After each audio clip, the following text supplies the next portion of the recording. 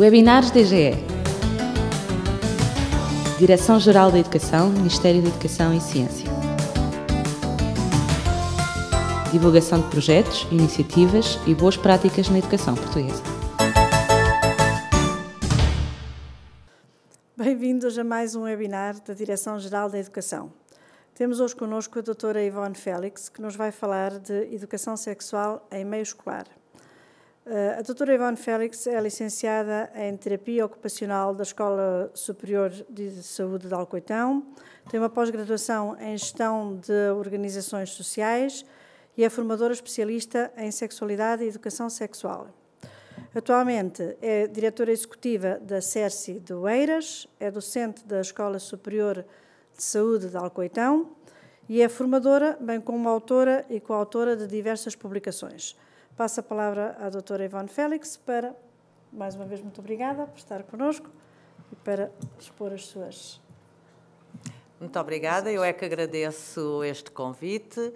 Falar de um tema que nos é caro a todos, que todos nós sabemos alguma coisa e que na nossa sociedade ainda está envolto em alguma polémica, não sendo consensual ainda em todos os meios.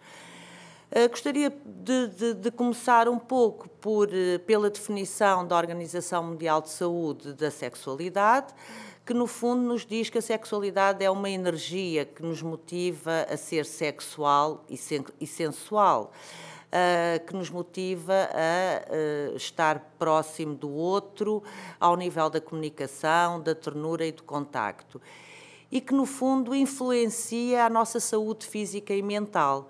E penso que esta é uma das pedras que não nos podemos esquecer quando trabalhamos as questões da educação sexual. Há um conjunto de valores, nós hoje ouve-se muito que a nossa sociedade não tem valores e gostaria aqui, e esta é a opinião de muitas pessoas que trabalham nesta área e não só, é que nós não conseguimos viver numa sociedade sem valores. Os valores, de facto, vão mudando, mas continua, de facto, a existir valores que nos regem e que têm a ver com a nossa cultura, com o nosso contexto, com a nossa educação, com um conjunto, de facto, de fatores importantes. Ao nível do trabalho, nesta perspectiva aberta da educação sexual em meio escolar, há um conjunto de valores para nós importantes. Um deles tem a ver com o reconhecimento de que a sexualidade é, em primeira mão, uma fonte de prazer e de comunicação. E isso é aquilo que para mim é de facto importante que os nossos jovens, estamos a falar nas escolas, não é? Os nossos jovens percebam e consigam ter este valor de que de facto a sexualidade está ligada ao prazer e também às questões da comunicação. E que a sexualidade é diferente ao longo do ciclo de vida. A sexualidade não é uma coisa que começa hoje e que termina amanhã, é inerente ao ser humano. Agora, a sua expressão, de facto, muda ao longo da nossa vida. E se nós, cada um de nós, na fase de vida onde está, olhar para trás, percebe que a expressão da sua sexualidade vai variando de acordo com a nossa idade, com o nosso contexto de vida, com o nosso estado civil, com os nossos interesses do momento e um conjunto de outras questões também importantes. Depois, a questão dos valores tem sempre a ver com a promoção dos direitos. E a promoção dos direitos na área sexual tem a ver também com a oportunidade entre os sexos. E se a nossa sociedade, felizmente, tem vindo a mudar esta questão nos últimos anos, também sabemos que ainda hoje não é completamente, não se acede aos mesmos direitos quando falamos de rapazes ou de raparigas. Ainda temos uma educação, de certa forma, sexista em muitos aspectos. De facto, como eu costumo dizer, e muitas pessoas, nós de facto somos homens e mulheres, somos diferentes porque somos homens e mulheres, mas temos os mesmos direitos, independentemente de sermos homens ou mulheres. um aspecto que nunca poderemos deixar de ter enquanto um valor universal, que é o respeito pelo outro e o respeito pela diferença e pela pessoa do outro, independentemente das suas características físicas, da sua orientação sexual, do seu credo também, religião e outras situações que, de facto, nos fazem diferentes, mas não deixam-nos fazer pessoas que merecem o respeito de todos nós. Mais uma vez, a importância da comunicação na área da sexualidade, do envolvimento afetivo e amoroso.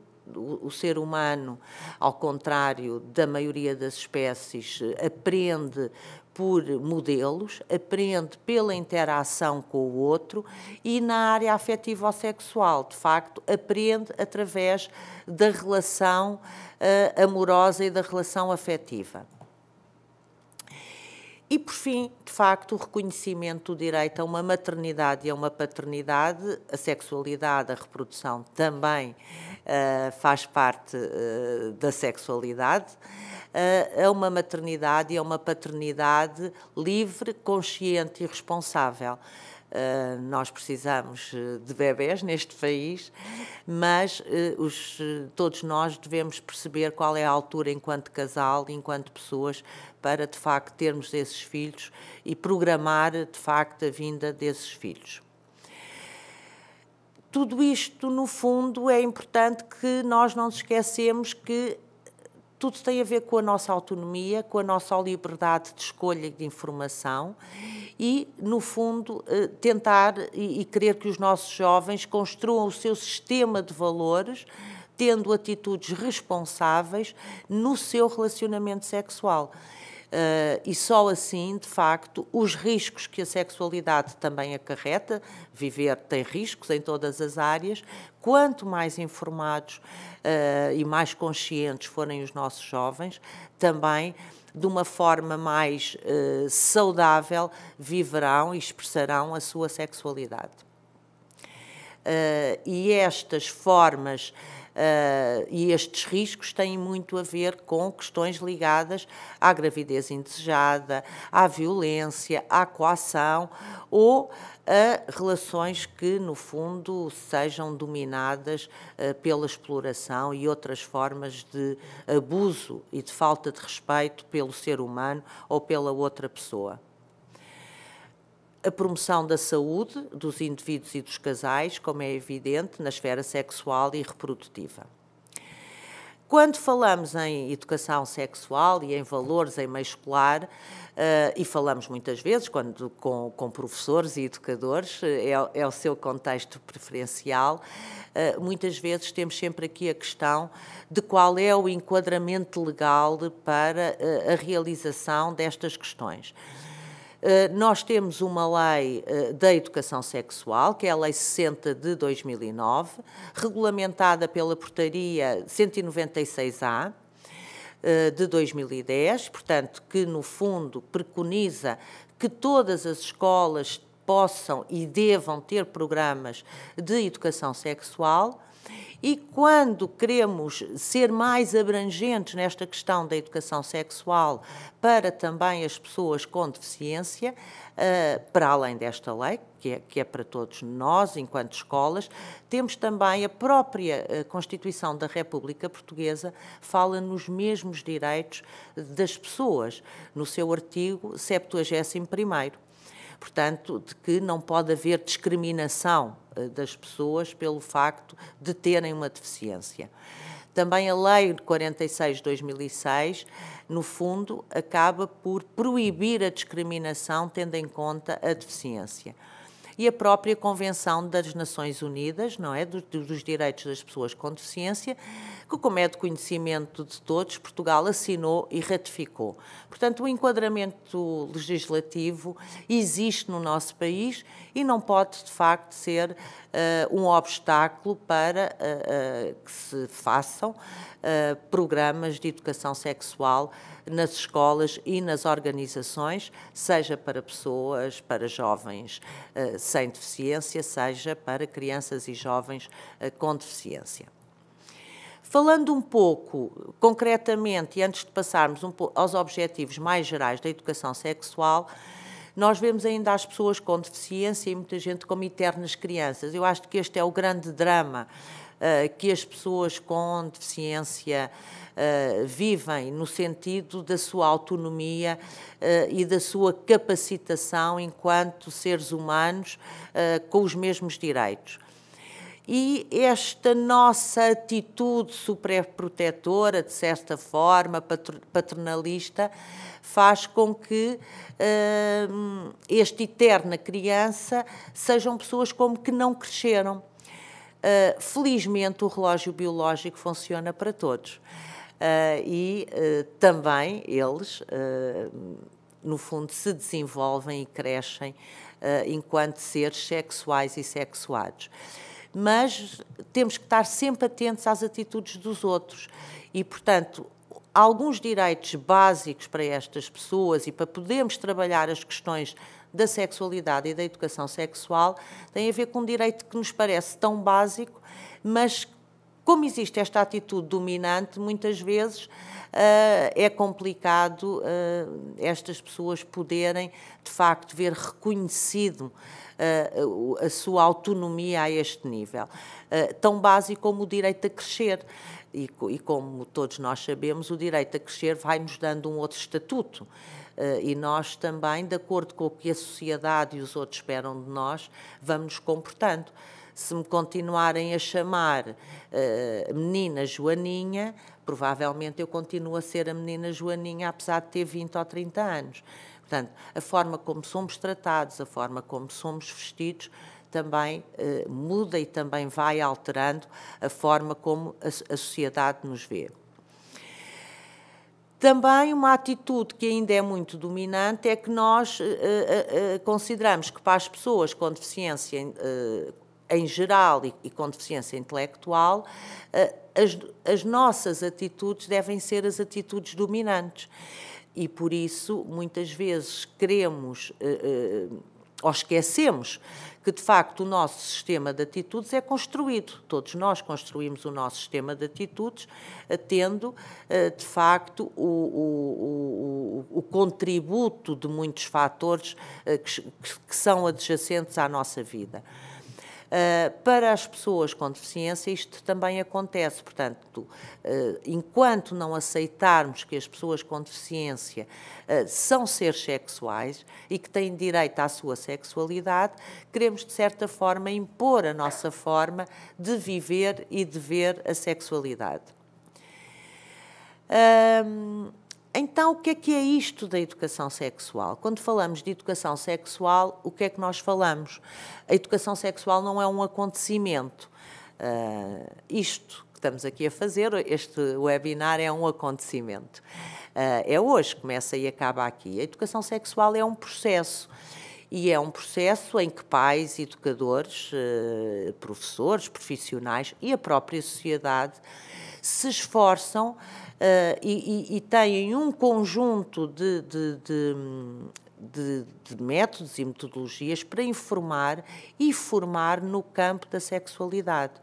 No fundo, o que queremos é ter pessoas que possam aceder ao seu desenvolvimento de uma forma global, enquanto homens e enquanto mulheres, de modo a poderem viver a sua vida como seres plenamente humanos, quer do ponto de vista afetivo, quer do ponto de vista pessoal, quer do ponto de vista social. A educação sexual, no fundo, define-se como um processo através do qual a pessoa se desenvolve enquanto ser sexuado e sexual, por um conjunto de ações estruturadas informais, e falamos aqui da educação sexual explícita, que é aquela que é em contexto escolar, mas também de um conjunto de ações não estruturadas e informais e que é aquelas que acontecem com o nosso grupo de amigos, com a nossa família, com os mídia, porque, no fundo, todos nós somos sujeitos a ações de educação sexual.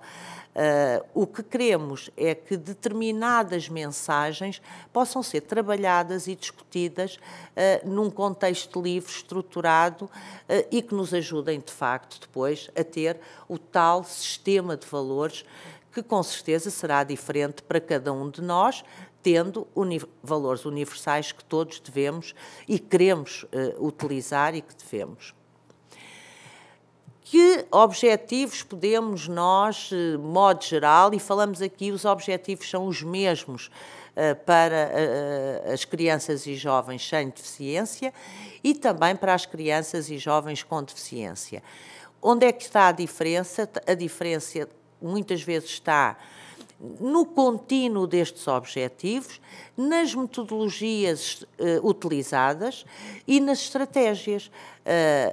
Toda a aprendizagem, e cada vez qualquer aprendizagem, nós temos que adequar aos nossos alunos, temos que adequar ao contexto onde os nossos alunos vivem, temos que adequar ao contexto escolar e ao contexto social. E, por isso, falar de uma educação sexual para pessoas com deficiência ou de uma educação sexual para pessoas sem deficiência não faz sentido, porque ela tem que ser sempre ajustada com a população que está à nossa frente. Há sempre 3 domínios que são os grandes domínios da aprendizagem. É um grande domínio do saber ser e do saber fazer, porque só quando nós conseguimos fazer, no fundo, é que integramos, é o fim máximo da educação, não é? É que integramos, de facto, o nosso estar, o nosso saber estar, para, no fundo, contribuirmos para uma vivência melhor e para uma sociedade que também queremos que seja melhor e mais justa. Portanto, alguns dos objetivos em termos do domínio dos conhecimentos têm a ver com o reforço do próprio conhecimento acerca das diferentes componentes da sexualidade. Seja ela as dimensões da sexualidade, a sua dimensão biofisiológica, a sua dimensão afetiva e a sua dimensão social.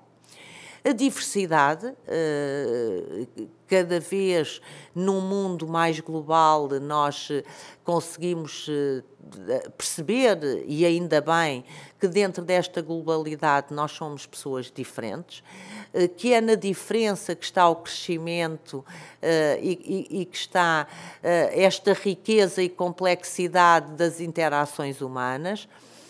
Da reprodução, não é? Qual é o processo da reprodução, da contracepção, do sexo seguro, das ideias e dos valores das diversas sociedades e da saúde sexual e reprodutiva. Temos o grande domínio do saber ser, do saber estar, e que tem a ver com as nossas atitudes e com a nossa vivência da sexualidade. Por um lado, uma atitude de aceitação do corpo. De facto, o corpo é aquilo que nos põe em contacto com os outros, é o nosso cartão de visita muitas vezes e, portanto, o cuidado também e o cuidar do nosso corpo é importante. E é importante desde a pré-primária. A educação sexual deve aparecer em contexto escolar desde muito cedo. E em todas as faixas etárias, porque o cuidar do corpo também é diferente em cada uma das idades. Uma atitude não sexista, nós não temos atividades para meninos e atividades para meninas, ou não temos coisas específicas para meninos e para meninos. Cada vez a educação deve ser mais uma educação aberta e que cada um, de facto, possa escolher se hoje quer brincar com bonecas, ou se quer jogar à bola, ou se quer ser um condutor de carros de corrida ou uma condutora. E felizmente temos avançado aqui muito nestas questões e também se deve muito ao trabalho de professores e educadores nesta mudança de atitudes. às atitudes não discriminatórias, seja porque somos todos diferentes, seja porque somos diferentes na nossa orientação sexual, seja porque somos diferentes na nossa altura, na nossa massa gorda, nas nossas escolhas que fazemos. E também, claro, e isto é muito importante, não sendo a sexualidade, nem podendo associar a sexualidade sempre igual aos riscos, a sexualidade é muito mais positiva do que negativa, não podemos deixar também de ter uma atitude preventiva da doença e promotora do bem-estar. Há, de facto, até muitos estudos que nos mostram, feitos em estudantes universitários, que nos mostram, por exemplo, que quanto mais informados os jovens estão relativamente às questões relativas à sexualidade, menos riscos estes jovens correm, porque estão mais preparados para as contingências da vida que acontecem sempre e tal como o nome indica, são aquelas que nós não estamos à espera mas que estaremos mais bem preparados para as enfrentar quando elas acontecem. E depois um grande domínio também das competências e dos comportamentos, das competências de saber tomar decisões. O saber tomar decisões pode, por exemplo, tornar-nos mais aptos a discriminar, ou nem é discriminar, no fundo, a estar atentos a situações de violência, de violação, de discriminação de outras pessoas e de nós próprios. Portanto, o tomar decisões tem muito a ver com sabermos dizer não, quando isso não nos deixa confortáveis, quando essa não é a nossa vontade. E aqui eu abro um parêntese, de facto, para as pessoas com deficiência, mais uma vez, porque também sabemos que são pessoas, peço desculpa, com maiores vulnerabilidades a este nível da questão, por exemplo, do abuso sexual, a ter também competências ao nível da comunicação. O que é que eu, de facto, quero dizer? Não é?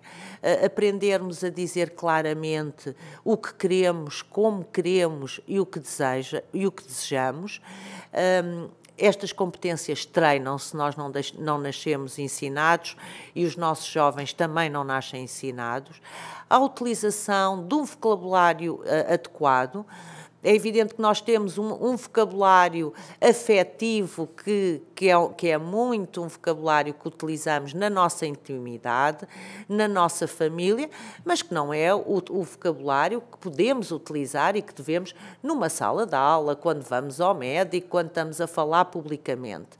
Um não invalida o outro, mas temos que saber e treinar os nossos jovens que há, de facto, vocabulários diferentes e com utilizações em contextos diferentes. Também a utilização dos meios e de recursos existentes não vem a propósito da educação sexual, mas por acaso eu hoje vinha no rádio a dizer que, por exemplo, as pessoas não sabem uma coisa tão simples, se telefonam para o 115 ou para o 112 ainda hoje, não é? Reparem, isto é informação.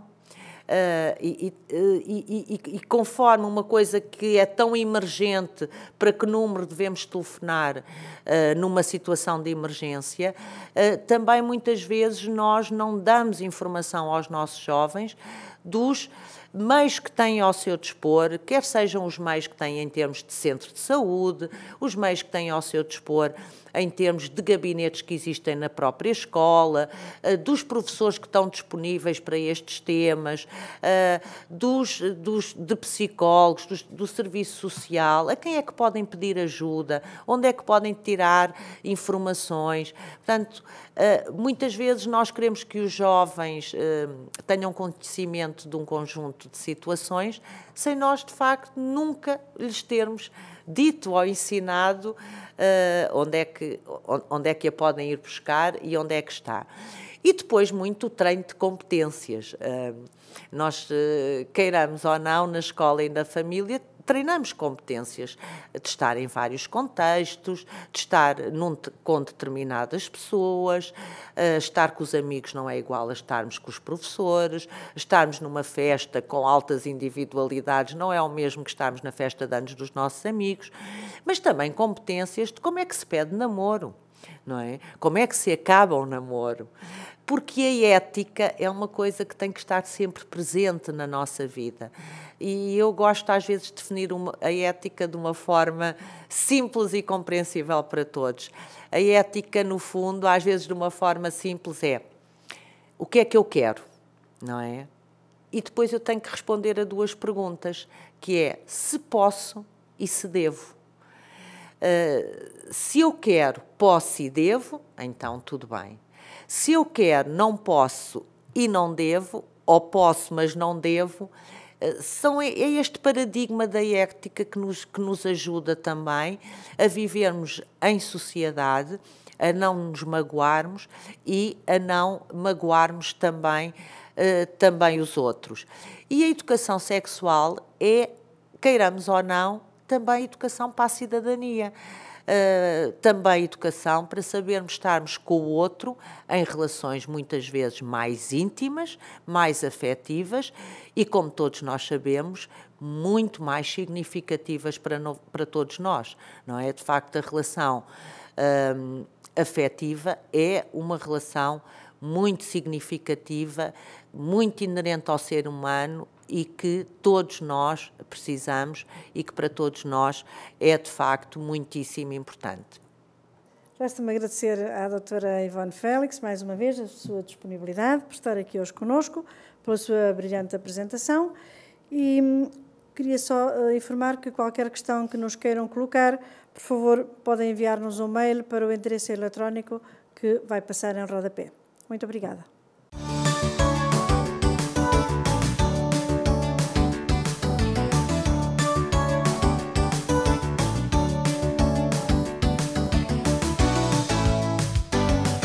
Webinars DGE. Direção-Geral da Educação, Ministério da Educação e Ciência. Divulgação de projetos, iniciativas e boas práticas na educação portuguesa.